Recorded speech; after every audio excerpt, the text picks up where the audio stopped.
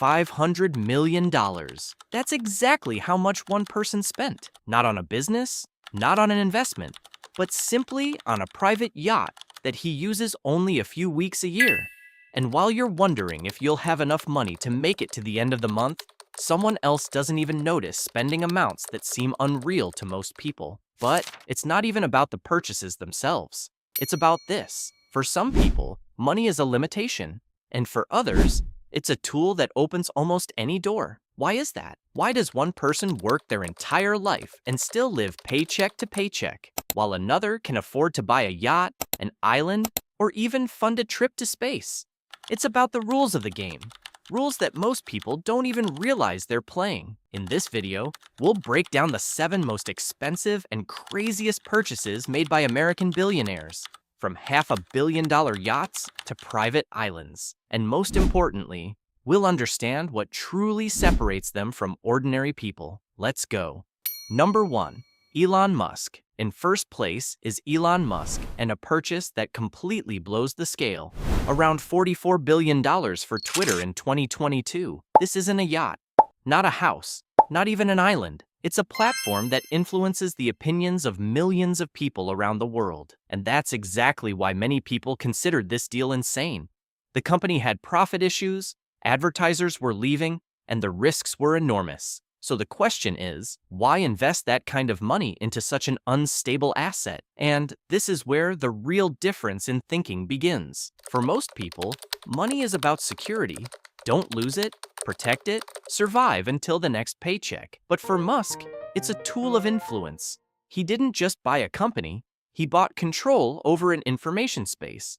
And the most interesting part, even that amount isn't his last bet. His wealth is in stocks, businesses, and technologies that continue generating money. While some people are afraid to lose 1,000, others risk billions, and that's exactly why they end up playing at a completely different level. Number 2, Steve Ballmer. In second place is Steve Ballmer, former CEO of Microsoft, who in 2014 purchased the basketball team Los Angeles Clippers for $2 billion. At the time, it looked like a crazy purchase.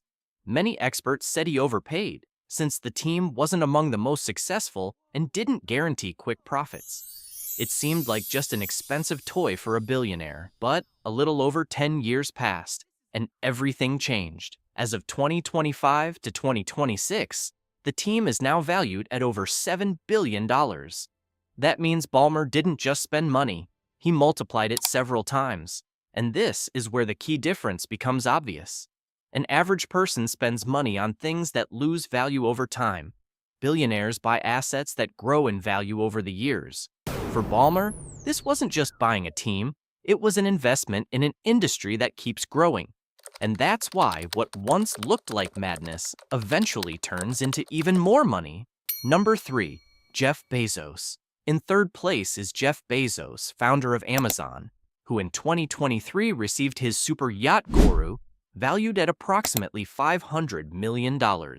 It's one of the largest and most expensive sailing yachts in the world, over 120 meters long.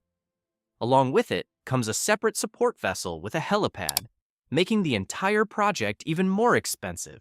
At first glance, it looks like pure luxury with no real purpose. But there's an important nuance here.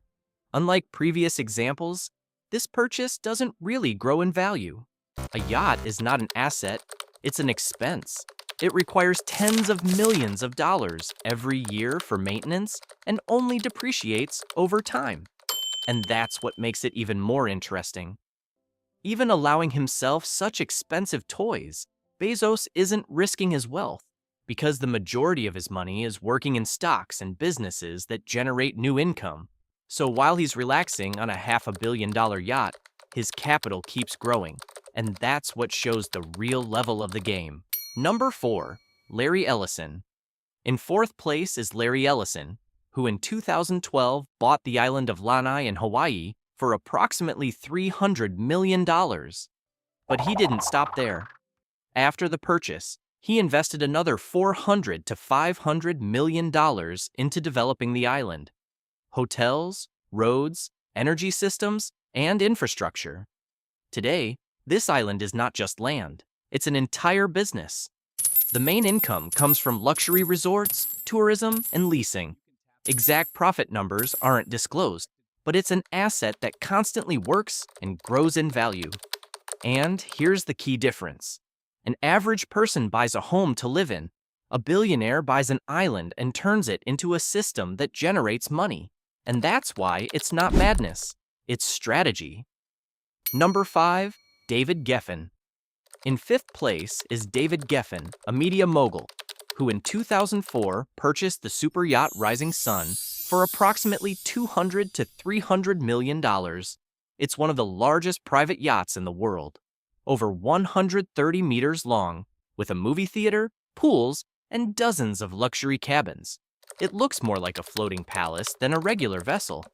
But it's important to understand one thing. Purchases like this don't generate profit.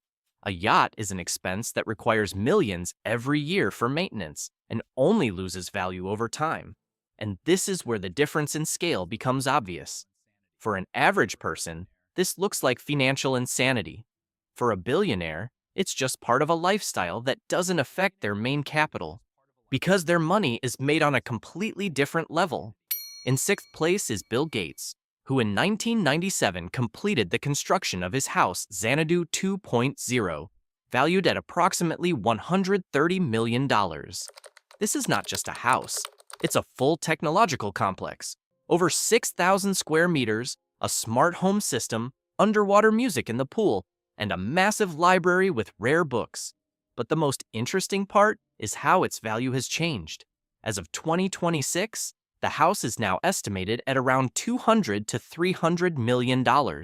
So even this kind of luxury real estate continues to grow in value over time. And here's an important point. Billionaires often invest in unique assets that don't just preserve value. They grow along with the market.